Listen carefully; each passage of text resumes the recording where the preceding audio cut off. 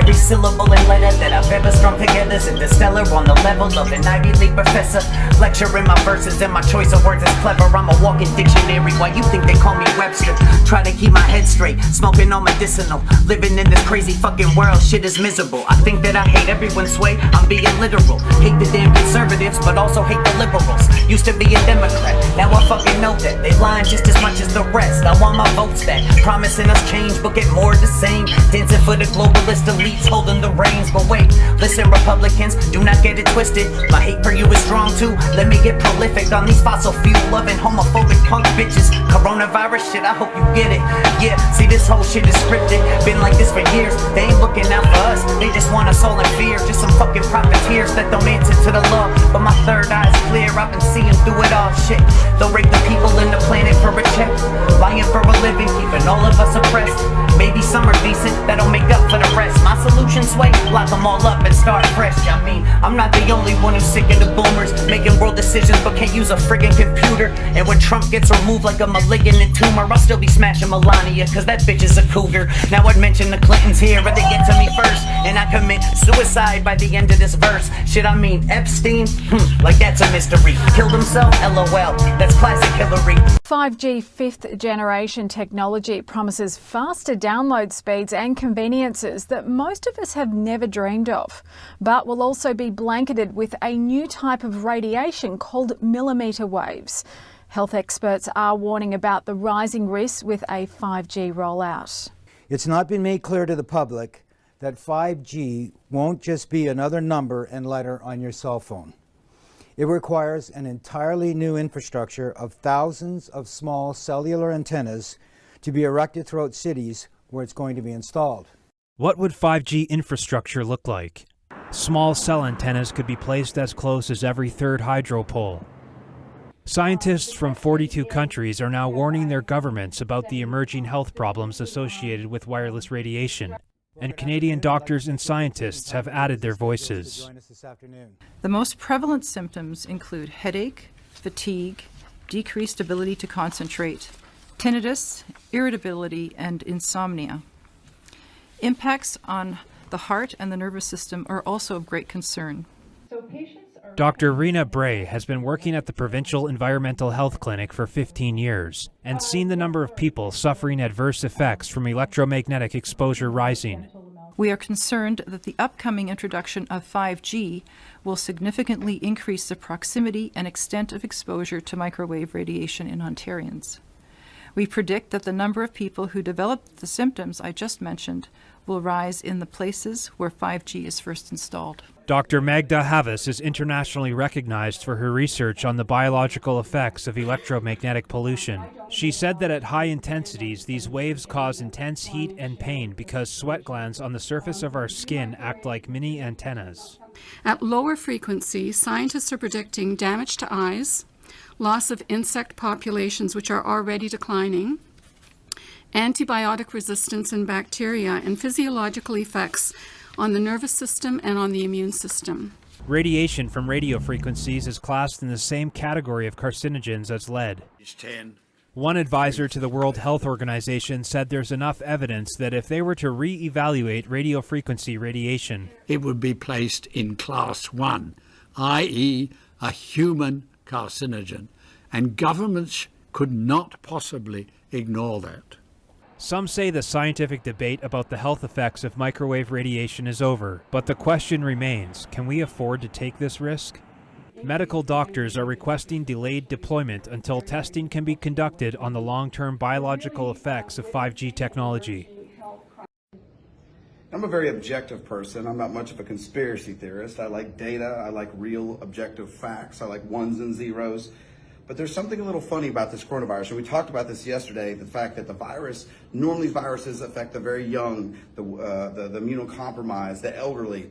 And you know, what's interesting is this one doesn't tend to affect the young much at all. In fact, these immune systems that are very immature, they don't have all the antibodies and all the other components that they need to fight the viruses, the bacteria, the funguses, but they're actually doing okay with this virus, almost like it's been modified to do this, okay? Maybe we're supposed to just believe it just happened by chance. But then also interesting about this virus is normally it takes, by the time your mucous membranes are already swelling up from the virus and we're getting all these symptoms of congestion and cold and cough, you know, that's when finally we have a high enough viral load that you can be contagious. This one, you're actually very contagious early. I think the gap is almost like 5 days, last I heard.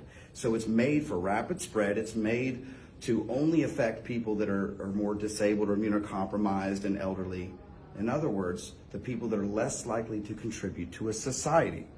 The people that, if you were concerned about population control, that aren't really contributing as much, in fact, are more of a burden, if you would say, on the different parts of a healthcare system and other support systems. Also interesting, China's a very large country, okay? North to south, about 3,400 miles, about 3,250 miles east to west. And in this mammoth-sized country, right here sits Wuhan, where the outbreak was. Well, isn't it interesting that the actual Wuhan Institute, the virology, Virus Research Institute, is like right here, and right here, only 20 miles apart, is the fish market. So this mammoth country, there's the fish market where it was found the first time. There's the Institute for Virus Research. Boy, the chances are just incredible. Now maybe, again, I'm not a bunch of conspiracy theorists and I'm just making too much of this, but I want to see what y'all think about this.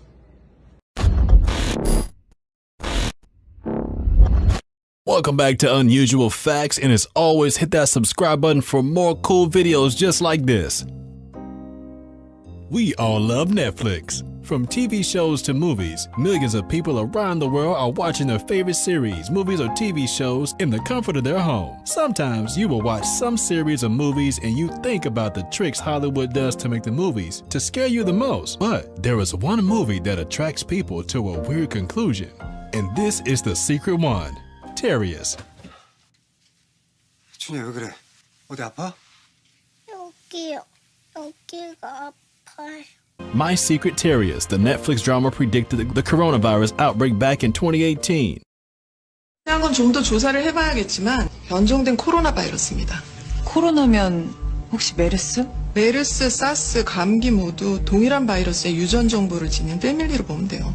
코로나는 호흡기 질환을 일으키는 대표적인 바이러스고. My Secret Terrius has taken the internet by storm as Netflix subscribers have spotted a key scene in episode 10 which appeared to preempt the ongoing coronavirus 2015년 메르스 pandemic. 사태 때 사망률이 20%가 넘었죠. 근데 20%는 무기로 쓰일 정도. Now Netflix is no stranger to bringing series from all corners of the globe to subscribers across the planet. But My Secret Terrius, as the South Korean drama, is currently available for fans to stream in the UK and the USA. 아니지 않나요? 아까도 말했다시피 이건 변종된 바이러스예요. 누군가 인위적으로 사망률을 90%에 육박하도록 올린 것으로 보입니다. 90%요? While it might not be a household title, the series began trending on social media this week as fans spotted an eerie scene featuring coronavirus. Sorti en 2018. En 2018, hein. Épisode 10. My Secret Terrius' synopsis from Netflix reads, a secret agent who detaches himself from the world after a failed operation tries to unravel the mystery behind a neighbor's death. The key scene, which has fans all over the globe talking, comes in the 10th episode of the show's first season. Approximately 53 minutes into the episode, it shows a doctor handling over a file to another character. The doctor tells her, we must do more research, but it looks like a mutant coronavirus. The concerned recipient replies, Corona? Then MERS, SARS, the common flu. They all fall in the same gene family with the same gene information, the doctor says. The coronavirus attacks the respiratory system. During the 2015 MERS epidemic, the mortality rate was over 25%. The agent then asks, but what's not serious enough to be used as a weapon? Am I wrong? The doctor says, like I said, this is a mutant virus. Someone tweaked it to increase the mortality rate to 90%. Once Netflix subscribers got wind of the scene, it didn't take long for them to voice concerns. On Twitter. And just to be clear, you think that there will be lessons learned and applied for the next pandemic? It seems sometimes, unless something is smacking us in the face, Bill, that people just don't pay attention, even when it comes to their own individual health, let alone public health.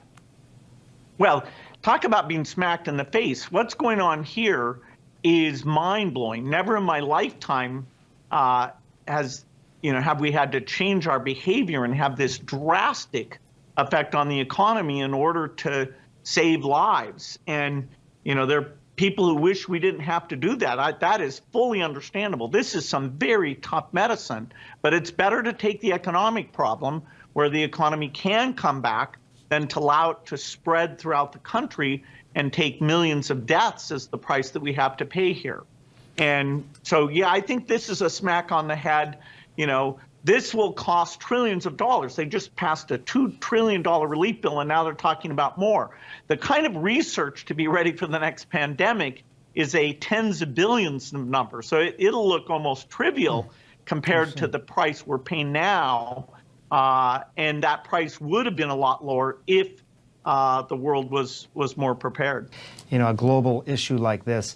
You were talking about the testing, and there was a press conference at the White House where they had people from these various private diagnostic testing organizations and other, consumer-facing organizations that were private. With something like this, how does that collaboration happen? I mean, should the roles and the responsibilities be more equally, divided or at least described? Well, the responsibility to take care of the health of the public, that's a governmental responsibility. And so in the case of testing, those companies aren't in a position to decide who should be tested and who shouldn't be tested. Bill Gates, thank you very much for joining us on BBC Breakfast.